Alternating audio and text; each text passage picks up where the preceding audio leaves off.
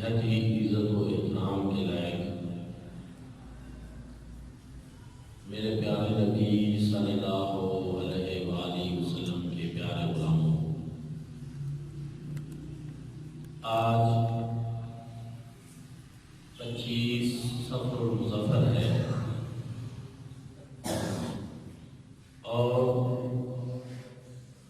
اسی مناسبت سے بالخصوص برصغیر پاک و ہند میں اور بالعموم پوری دنیا میں عرص اعلیٰ حضرت عظیم البرکت مجدد دین و ملت امام عاشقاں امام احمد رضا خان فاضل بریلوی رحمۃ اللہ تعالی علیہ منایا جا رہا ہے۔ آپ کی ہستی کوئی ایسی ہستیوں میں سے نہیں کہ جن کا ذکر کرنا کوئی معمولی بات ہو، بلکہ حقیقت یہ ہے کہ اعلیٰ حضرت عظیم البرکت کا ذکر خیر اور آپ کی حیات طیبہ پہ گفتگو کرنا یہ ہمارے لیے بہت بڑی سعادت ہے۔ آپ اللہ رب العزت کے ان منتخب افراد میں سے تھے جنہوں نے دین کے لیے ایسی خدمات سر انجام دیں کہ اس طرح کے لوگ روز روز پیدا نہیں ہوتے۔ مدسال انہیں جانو پھرتا ہے فلک پر سنو، تب خاک کے پردے سے انسان نکلتے۔ برسوں آسمان کو خاک چھاننا پڑتی ہے، تب جا کر کہیں ایسی ہستیاں پیدا ہوتی ہیں۔ حضرت اقبال نے کہا، ہزاروں سال نرگس اپنی بے نوری پہ ہوتی ہے، بڑی مشکل سے ہوتا ہے چمن میں دیدہ ور پیدا۔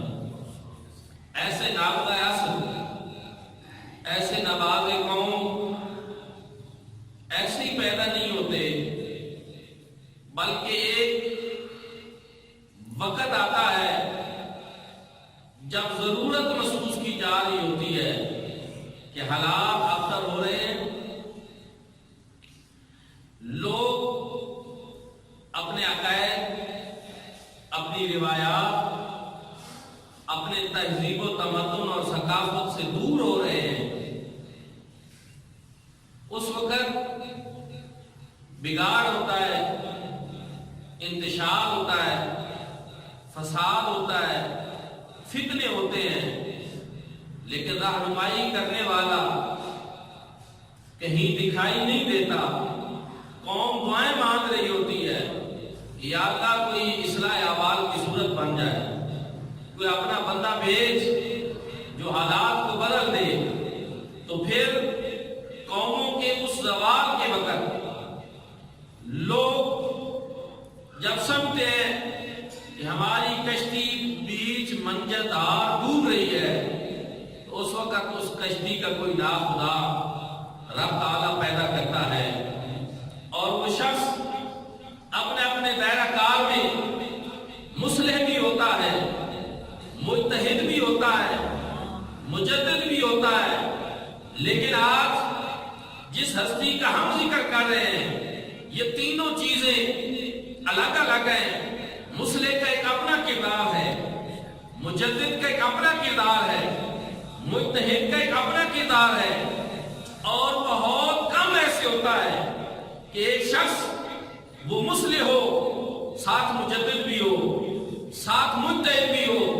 لیکن جب ہم اعلیٰ حضرت امام عاشقاں امام احمد رضا خان فاضل بریلوی آپ کا تذکرہ کرتے ہیں تو ہمیں یہ دکھائی دیتا ہے کہ آپ بیک وقت ایک عظیم مصلح بھی تھے، مجتہد بھی تھے، اور شان مجدد کے حامل بھی تھے۔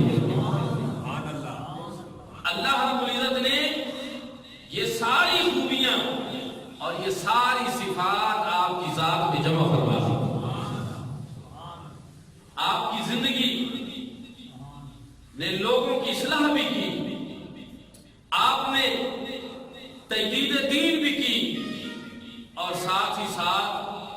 طرح کے مجتہد کا فریضہ بھی سر جاتا ہے۔ وقت کم ہے، ظاہر ہے کہ ہم نے اس مخصوص وقت میں گفتگو کرنی ہے۔ اعلیٰ حضرت نے جن گوشوں پہ کام کیا، اعلیٰ حضرت کی جو خدمات ہیں اور خدمات جلیلہ، ان پہ بات کرنے کے لیے کئی نشستیں درکار ہیں۔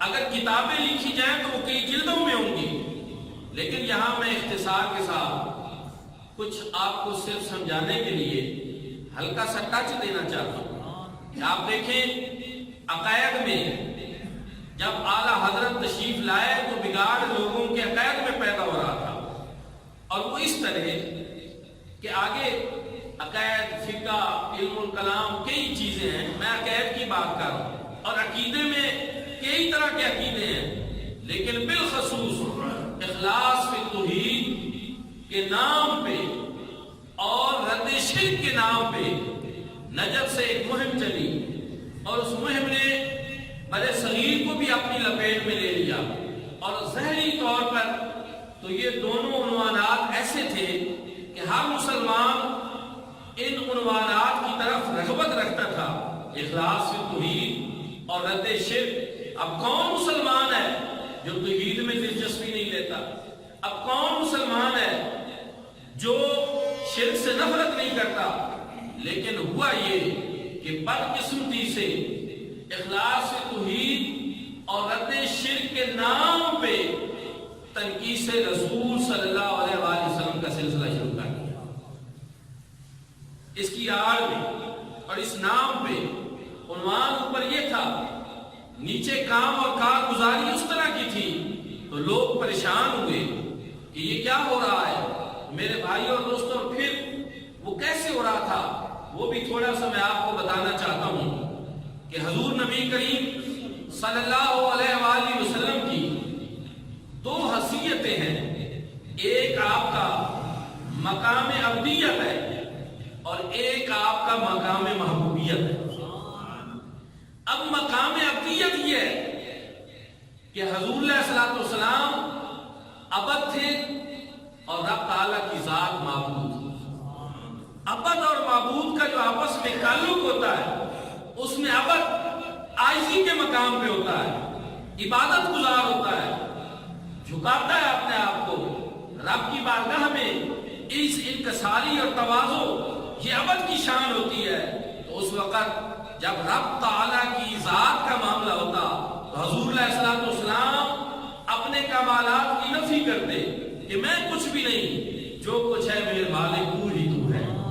رب کی توحید اس انداز میں بیان کرتے، رب تعالیٰ کے سامنے عبادت کرتے، عبادت بھی اس شان کی کہ رات کو پاؤں متورم ہو جاتے، پنڈلیاں مبارک سوج جاتی، لیکن التجا کرتے، آواز لگاتے، ما بدنا کا ما بدنا حق کا عبادت، ما رفنا حق کا عبادت، معرفت، اے باری تعالیٰ اتنی عبادت کر کے بھی میں یہ سمجھتا ہوں کہ ابھی تیری عبادت کا حق ادا نہیں ہوا، اتنی تیری پہچان کر کے بھی مجھے لگتا ہے کہ ابھی مجھے تیری معرفت کا اہتمام نہیں ہوا۔ میرے بھائیوں تو یہ عاجزی تھی، یہ رب تعالیٰ کی بارگاہ میں تواضع کی شان تھی، اور مقام عبدیت تھا کہ اپنے آپ کو اس ذات واجب الوجود کے سامنے اس انداز میں پیش کیا، اور یہ ایک مقام ہے، اور یہ اللہ اور اس کے محبوب کے درمیان یہ مقام عبدیت تھا۔ تو اس طرح حضور پیش کرتے تھے، لیکن کچھ لوگوں نے آپ کا یہ جو مقام عبدیت ہے کسی کو اپنا معیار عقیدہ بنا لیا، اور دوسری طرف سنیں، ایک حضور علیہ الصلوۃ والسلام کا مقام محبوبیت ہے، اور جب حضور اس پہ فیض ہوتے تو پھر رب قرآن اس انداز میں نازل کرتا، تاہا ما انزلنا علیک القرآن لتشقی، اے چودھویں کے چاند، اے حبیب، کیونکہ اس کے اندر تاہا کے اندر ایک قراءت جو ہے عرب کی، اس کا ترجمہ وہ یہ کرتے ہیں کہ یا حبیبی، اے میرے دوست، اور حضور سے علومت نے جو پسند فرمایا تاہا اے چودھویں کے چاند، اے ماہ تمام عالم، اے حسینان عالم، ہم نے یہ قرآن آپ پر اس لیے نازل نہیں کیا کہ آپ مشقت میں پڑ جائیں، کیونکہ قرآن جب نزول ہوتا حضور قرآن پڑھنا شروع کر دیتے اور بندگی کرنا شروع کر دیتے، رات کو اٹھ کر رب کی بارگاہ میں قرآن کی تلاوتیں ہو رہی ہیں اور اس طرح کے پنڈلیاں سوج جاتی، پاؤں متبرم ہو جاتے۔ رب نے فرمایا بابو ٹھیک ہے، آپ ہماری عبادت کرنے والے ہیں، ہم سے محبت کرنے والے ہیں، ہماری محبت اور ہماری ذات سے جو آپ کو ایک عقیدت ہے وہ یہاں کھینچ لاتی ہے، مگر اس کا یہ نہیں مطلب کہ آپ اپنے آپ کو اتنی مشقت میں ڈال دیں۔ میرے بھائی اور دوستوں، کسی نے کہا تھا کھینچ لاتا ہے تجھے تیرا شوق کی مثال ادھر، پر آبلے تیرے قدموں کے مجھ سے دیکھے نہیں جاتے۔ اس لیے محبوب، یہ قرآن کا نزول آپ کو مشقت میں ڈالنے کے لیے نہیں ہے۔ کمال یہ رب فرما رہا ہے، کسی مقام پہ فرما رہا ہے لا اقسم بہذا البلد، اے محبوب ہم تو تیرے شہر مکہ کی قسمیں اٹھا رہے ہیں۔ باری تعالیٰ کس لیے؟ کیا وہاں پہ مقام ابراہیم ہے اس لیے؟ وہاں پہ بیت اللہ اس لیے؟ وہاں پہ صفا و مروہ اس لیے؟ فرمایا نہیں، وانت حل بہذا البلد، اے محبوب اس وجہ سے کہ آپ اس شہر مکہ میں تشریف فرما۔ اب رب تعالیٰ خالق ہے اور شہر مکہ میں جو کچھ ہے وہ اس کی مخلوق ہے، اور خالق کے یہ شیان شان نہیں کہ وہ مخلوق کی قسمیں اٹھائے اور ان کو اتنی اہمیت ہے۔ باری تعالیٰ تو خالق ہے اور یہ سب کچھ تیری مخلوق ہے، مخلوق کو تو اتنی اہمیت کیوں دے رہا ہے؟ فرمایا اس لیے اس مخلوق میں میرا محبوب تشریف رہا، سبحان اللہ، ووالد وما ولد، اور فرمایا محبوب تمہارے جتنے جد گزرے ہیں جن کی پشتوں میں تیرا نور مبارک رہا ہے، میں تو ان سب کی بھی قسمیں اٹھا رہا ہوں۔ یہ مقام محبوبیت ہے۔ رب اپنے محبوب کی شانیں بیان کر رہا ہے، ان کی عظمتیں بیان کر رہا ہے، ان کی تعریف کر رہا ہے اور ان کی نعتیں قرآن کی صورت میں نازل فرما رہا ہے۔ اب میرے بھائیوں اور دوستو، ایک طرف وہ مقام عبدیت کی بات تھی، ایک طرف مقام محبوبیت کی بات تھی کہ یہاں رب شانیں بیان کر رہا ہے، لیکن یار لوگوں نے مقام عبدیت کی وہ باتیں جس میں ایک خاص مقام پہ رب کے سامنے کھڑے ہو کر رب کا محبوب اپنے کمالات کی نفی کر رہا ہے، وہ بیان کرنا شروع کر دی، اسی کو معیار عقیدہ بنا لیا، اور جو رب اپنے محبوب کی تعریفیں کر رہا ہے اس کو معیار عقیدہ نہیں بنایا۔ یہ ایک بات تھی اور بہت گہری بات تھی۔ اس بنیادی نقطہ کو اگر کسی نے سمجھا تو وہ امام عاشقہ امام احمد رضا فاضل علیہ آپ نے فرمایا یہ کون سی توحید ہے کہ جس میں اللہ کے محبوب کی شان کم کر کے اللہ کی توحید بیان کی جائے؟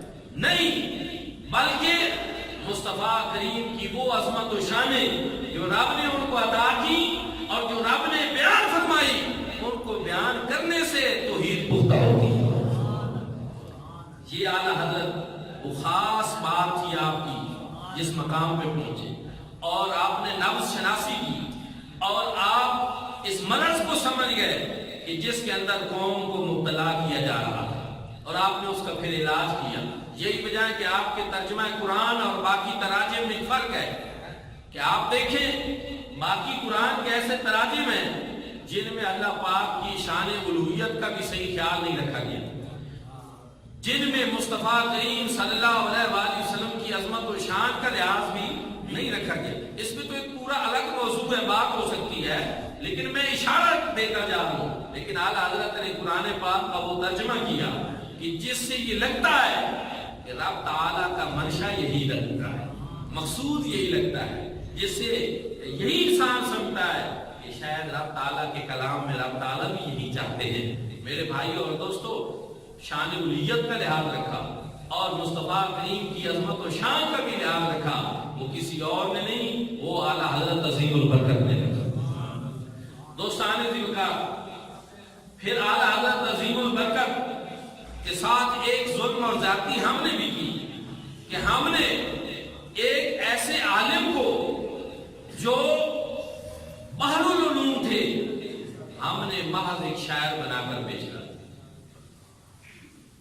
ان کے صرف شاعری کا تذکرہ کیا، لیکن لوگوں کو یہ نہیں بتایا کہ انہوں نے 12,000 سے زائد صفحات پہ جو فتاوی رضویہ لکھا. میرے بھائی اور دوستو، جب عرب کے ایک عالم نے اس کو دیکھا تو اس نے کہا اگر یہ ہستی امام ابو حنیفہ کے دور میں ہوتی اور وہ آپ کے ان فتاوی کو دیکھتے تو وہ آپ کو اپنے شاگردوں میں شمار کرتا. حکیم الامت فیلسوف اسلام قلندر لاہوری حضرت اقبال رحمۃ اللہ تعالی علیہ جب آپ نے فتاوی رضویہ کے کچھ صفحات دیکھے تو کہا کہ یہ امام احمد رضا خان تو ہمیں اپنے دور کے امام اعظم ابو حنیفہ دکھائی دیتے ہیں. لیکن ایک بات یاد رکھنا، قدر والوں کو ہی کسی چیز کی قدر ہوتی ہے. علم والے ہی عالم کی شان جانتے ہیں. مقام کسی کا سمجھنا ہو تو خود بھی کسی مقام پہ ہونا ضروری ہے. اس لیے یہ میں نے ان ہستیوں کی بات کی.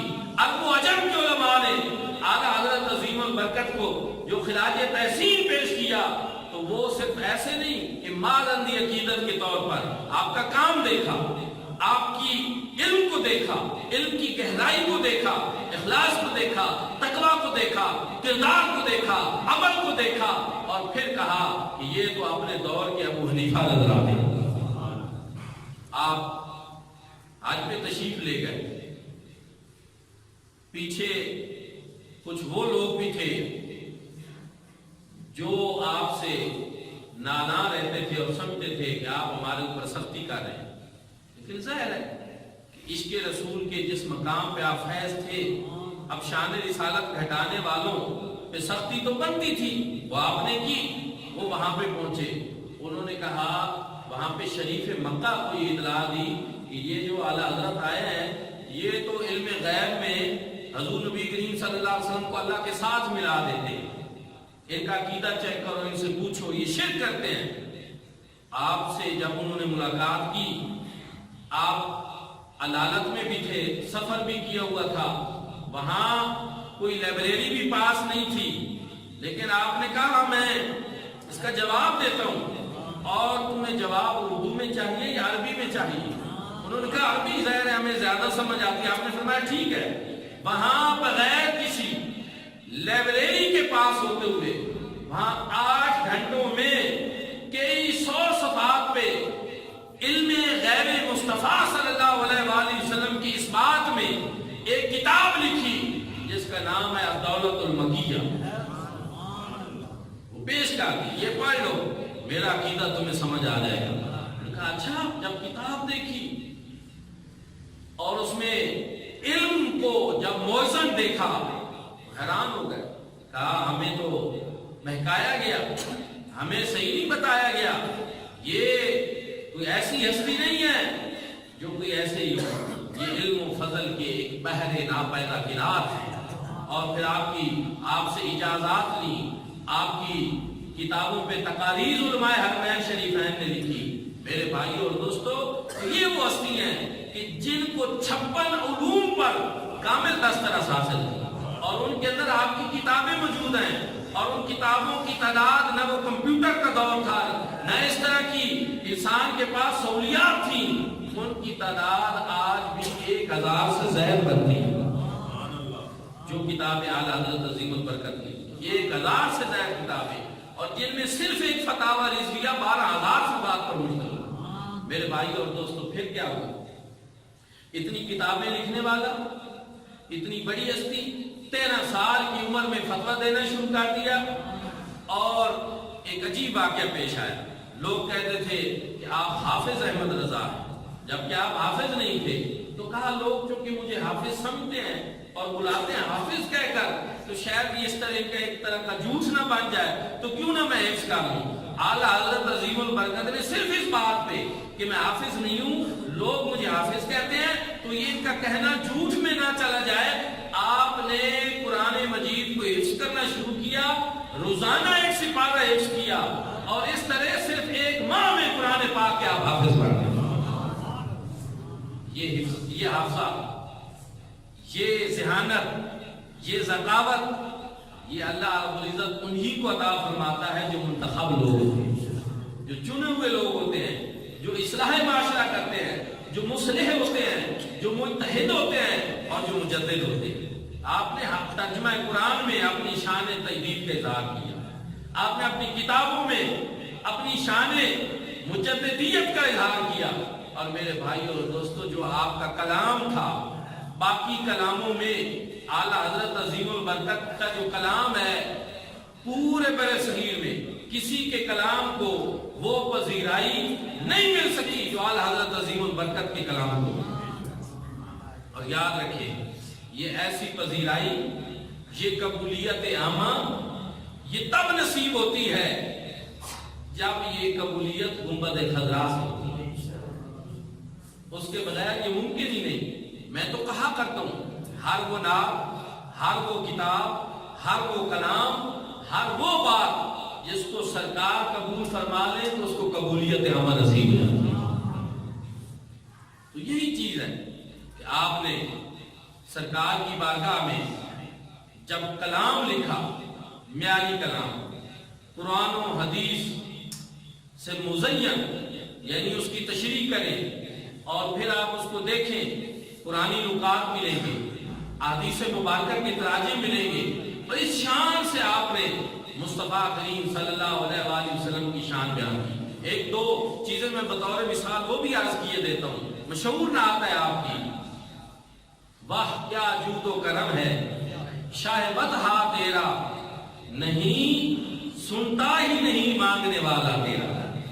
آپ دیکھیں اس میں آپ کہہ رہے ہیں کہ اے جانے دو عالم صلی اللہ علیہ وآلہ وسلم، واہ کیا جود و کرم ہے، کیا آپ کی سخاوت ہے، شاہ بدہا تیرا، آپ کی کیا سخاوت ہے، کیا جود و کرم ہے، اور اس کا عالم یہ ہے کہ نہیں سنتا ہی نہیں مانگنے والا تیرا۔ بخاری شریف کی حدیث پاک ہے، دیگر کتب حدیث میں صحابہ کرام بیان کرتے ہیں کہ ایک حضور علیہ الصلوۃ والسلام کی زبان پہ لا کا لفظ ہے جو ہم نے کبھی سنا ہی نہیں، اور لا کا ترجمہ نہیں ہے، نہ سرکار نے کبھی کسی کو کی نہیں ہے۔ میں نے تو وہ ایک اور حدیث پاک بھی پڑھی تھی کہ ایک مرتبہ ایک شخص آیا اور اس نے سرکار کی بارگاہ میں عرض کی کہ یا رسول اللہ میں غریب ہوں، فاقوں میں ہوں، حالات اچھے نہیں ہیں، میری مدد فرمائیں۔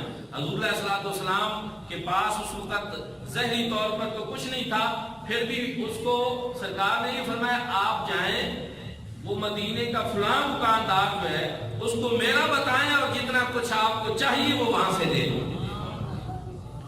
ایک شخص سے مانگا جائے اس کے پاس ہو وہ نہ دے، یہ تو سمجھا جا سکتا ہے کہ یہ بات ہے کہ تھے اس نے دیے نہیں، اور اگر پاس موجود نہ ہو کوئی مانگے تو بندہ نہ بھی کر دے تو یہ کوئی ایسی معیوب بات نہیں ہے کہ جب پاس ہے ہی نہیں تو پھر بندہ نہیں دے رہا، لیکن نہیں مانگنے والا آیا مانگا، سرکار کے پاس نہیں تھے، فرمایا ایسی کوئی بات نہیں، تم مدینہ کے فلاں دکاندار کے پاس چلے جاؤ، تمہیں جو ضرورت کی چیز چاہیے تم وہاں سے لے لو، اس کو میں وہاں بعد میں ادا کروں۔ اس طرح ایک لفظ نہیں ہے جو آپ کی زبان پہ نہیں ہے، اور یہی اعلیٰ حضرت کہتے ہیں کہ وہ کیا جود و کرم ہے شاہ بدہا تیرا، نہیں سنتا ہی نہیں مانگنے والا تیرا۔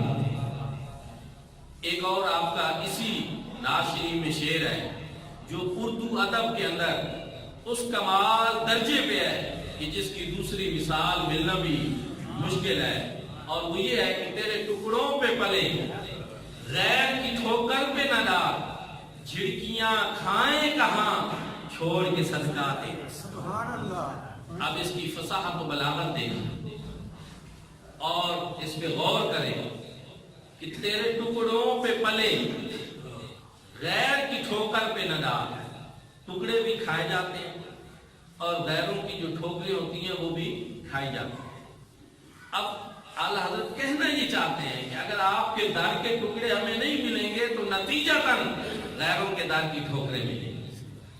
تیرے ٹکڑوں پہ پلے غیر کی ٹھوکر پہ نہ ڈال، جھڑکیاں کھائیں کہاں چھوڑ کے صدقہ تیرا۔ جھڑکیاں بھی کھائی جاتی ہیں، صدقہ بھی کھایا جاتا ہے، اور بتا یہ رہے کہ اگر ہم آپ کا صدقہ نہیں کھائیں گے تو پھر ہمیں جھڑکیاں کھانے کو ملیں گی۔ اور اس طرح کی یہ جو فصاحت اور بلاغت ہے، اس کو آپ دیکھیں، یہ آپ کو کہیں اور نظر نہیں آئے گی کہ تیرے ٹکڑوں پہ پلے غیر کی ٹھوکر پہ نہ ڈال، جھڑکیاں کھائیں کہاں چھوڑ کے صدقہ دے۔ پھر ایک اور جگہ پہ آپ فرماتے ہیں وہ کمال حسن حضور ہے کہ گمان نقص جہاں نہیں۔ سرکار کے حسن و جمال کا ایسا تذکرہ میں تو کہا کرتا ہوں کہ یہ آپ نے حضرت حسان بن ثابت کے تتبع میں آپ کی پیروی میں بیان کیا کہ انہوں نے بھی یہی مضمون سرکار کی موجودگی میں منبر رسالت پہ کھڑے ہو کر یہ بیان کیا تھا کہ وَأَحْسَنُ مِنْكَ لَمْ تَرَقَّتُ عَيْنِي وَأَجْمَلُ مِنْكَ لَمْ تَلِدْ نِسَاءُ۔ یا رسول اللہ، آپ جیسا حسین و جمیل میری آنکھ نے کہیں نہیں دیکھا، اور یہ نہیں کہ صرف نہ میری آنکھ نے کہیں دیکھا ہے بلکہ وَأَجْمَلُ مِنْكَ لَمْ تَلِدْ نِسَاءُ، آپ جیسا حسین و جمیل تو کسی ماں نے جنا ہی نہیں۔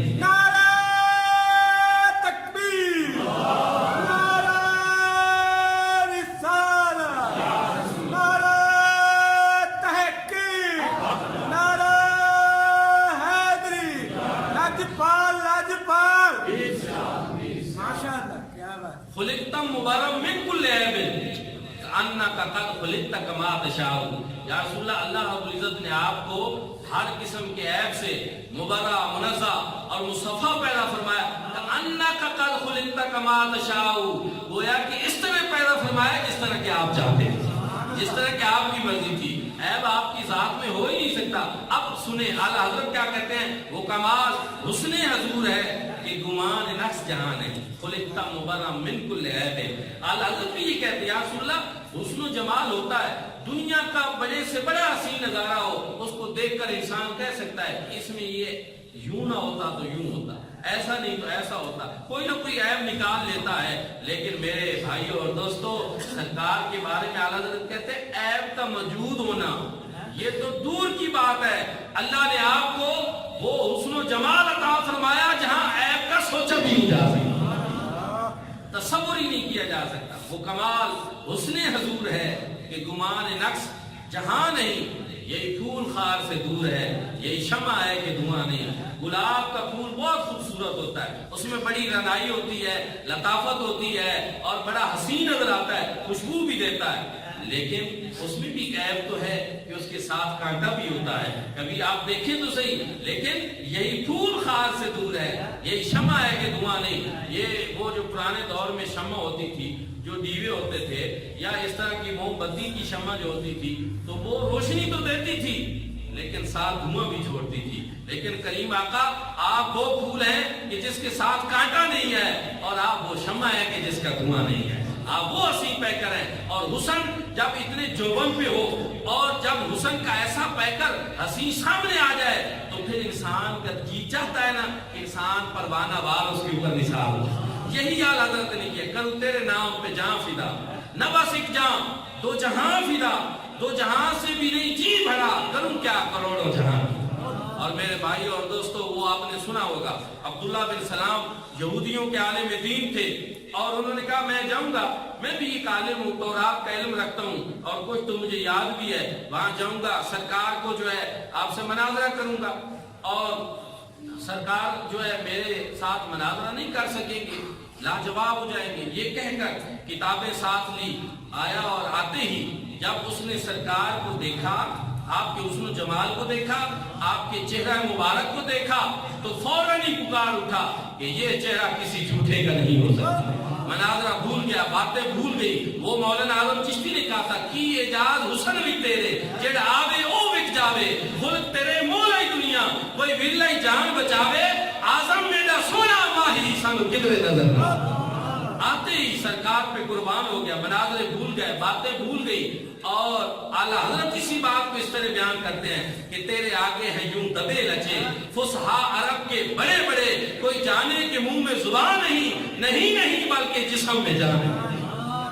کہ جب آتے ہیں زبانیں گم ہو جاتی، بولنا بھول جاتا، علم اپنا بھول جاتا، سب کچھ بھول کر صرف سرکار کو ہی دیکھ رہے ہیں، سرکار کے چہرے کو ہی تک رہے ہیں۔ تیرے آگے ہیں یوں دبے رچے، فصحا عرب کے بڑے بڑے، کوئی جانے کے منہ میں زبان نہیں بلکہ جسم میں جان۔ میرے بھائیوں اور دوستو، یہاں میں اور اس کا ایک پس منظر بھی ہے. یہ اعلیٰ حضرت نے نعت اور یہ قصیدہ لکھا کب؟ یہ تب لکھا جب ایک ریاست تھی اور اس کا ایک والی تھا، نواب تھا، اور اس کا نام تھا نان پارا. اس نے اعلیٰ حضرت کو پیغام بھیجا کہ بڑا اچھا لکھتے ہو، تمہارے لکھنے کی بڑی شہرت سنی ہے، قلم تمہارا بڑی روانی میں چلتا ہے، اور میں یہ چاہتا ہوں کہ تم ایک میرا قصیدہ بھی لکھو اور میں تمہیں اعزاز و انعام سے نوازوں. اعلیٰ حضرت نے یہ بات سنی تو کہا ہاں بھائی لکھیں گے، قصیدہ بھی لکھیں گے، لیکن قصیدہ کسی دنیا کے بادشاہ کا نہیں لکھیں گے، مدینے کے تاجدار کا. پھر یہی نعت لکھی، وہ کمال حسن حضور ہے کہ گمان نقص جہاں نہیں. اور اس کا جو مقطع اعلیٰ حضرت نے لکھا کمال کر دیا. مقطع میں وہ والی بات بھی کر دی جو آپ سے فرمائش ہوئی اور جو وہ چاہتے تھے کہ کروں مدح اہل دول رضا پڑے اس بلا میں میری بلا، میں گدا ہوں اپنے کریم کا، میرا دین پارا نہ ہے. یہ اعلیٰ حضرت عظیم البرکت کہتے ہیں کہ میں دنیا کے بادشاہوں کا قصیدہ لکھوں، یہ کام مجھ سے نہیں ہو سکتا. کیوں؟ اس لیے کہ میں گدا ہوں اپنے کریم کا، میرا دین پارا نہ نہیں. اور اس میں بھی اہل علم کے لیے میں یہ کہنا چاہتا ہوں کہ یہ جو ترکیب اعلیٰ حضرت نے استعمال کی نا پارا نہ، اس میں کمال کر دیا. دونوں باتیں، ایک تو اس کا نام نان پارا تھا اور اسی کو صرف نان پارا کے اندر آگے پیچھے کر کے تقدیم و تاخیر کر کے اس کے اندر اپنے دونوں مفہوم جو ہے وہ بیان کر گئے کہ ایک تو میں دنیا کے بادشاہوں کا قصیدہ لکھوں، میرا دین پارا نہ نہیں. یہ جو ریاست نان پارا کا والی ہے اس کا دین میرا نہیں ہے کہ میں اس کے قصیدے لکھ کر اس سے انعام ہوں. اور دوسرا جو ہے نا پارا نہ کہتے ہیں روٹی کے ٹکڑوں کو، اور یہ بھی نہیں ہے کہ میں دنیا کے بادشاہوں کے قصیدے اس لیے لکھوں کہ مجھے روٹیوں کے ٹکڑے ملیں گے. یہ کیسے ہو سکتا ہے؟ تیرے ٹکڑوں پہ پلے غیر کی ٹھوکر پہ نہ ڈال، جھڑکیاں کھائیں کہاں چھوڑ کے صدقہ تیرا. سرکار کے ٹکڑوں پہ جو پلنے والے ہوتے ہیں وہ دنیا کے بادشاہوں کی طرف نہیں دیکھتے، وہ تو یہ سمجھتے ہیں کہ ہمارا سودا تو بازار مصطفیٰ میں ہو چکا ہے، ہم تو بازار مصطفیٰ میں بک چکے ہیں. وہ کسی نے کہا تھا بے دام ہی بک جائیے، بازار نبی میں محمد نام پہ سودا سر بازار ہو جائے. سرکار کے نام پہ جو بک چکے ہیں پھر وہ دنیا کے بادشاہوں کی طرف نہیں دیکھتے، پھر ان کے اعزاز و انعام کی طرف نہیں دیکھتے، پھر وہ سرکار کی طرف دیکھتے. وہ یہی ہوا. ایک بہت بڑے بزرگ تھے اور ان کو کسی بات پہ جو ہے وہاں مدینہ شریف میں قید کر دیا گیا.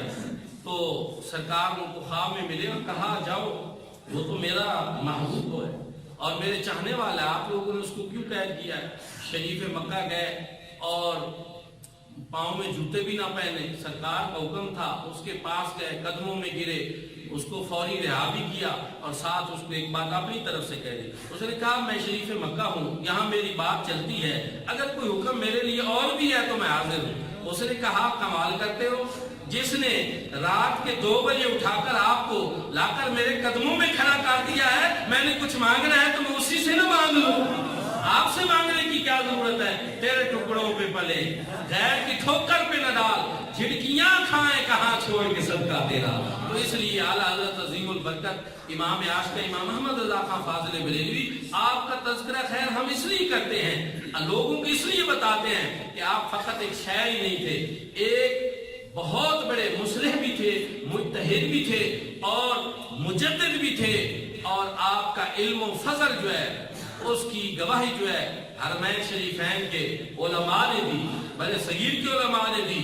اور پھر آپ کا جو نعتیہ کلام اور جو سلام ہے اس نے وہ آفاقی شہرت حاصل کی جو کسی دوسرے کے کلام کو نہ مل سکی کہ مصطفیٰ جان رحمت پہ لاکھوں سلام، شمع بزم ہدایت پہ لاکھوں سلام. تو آج آپ کا اس سے پاک تھا، میں نے یہ ضروری سمجھا کہ آپ کی حیات خیر کے حوالے سے کچھ گزارشات آپ کی خدمت میں پیش کر کے میں اپنی سعادت میں اضافہ کروں. دعا ہے کہ اللہ کریم ہم سب کو مصطفیٰ کریم صلی اللہ علیہ وآلہ وسلم کا عشق نصیب فرمائے. آخر دعوانا الحمدللہ.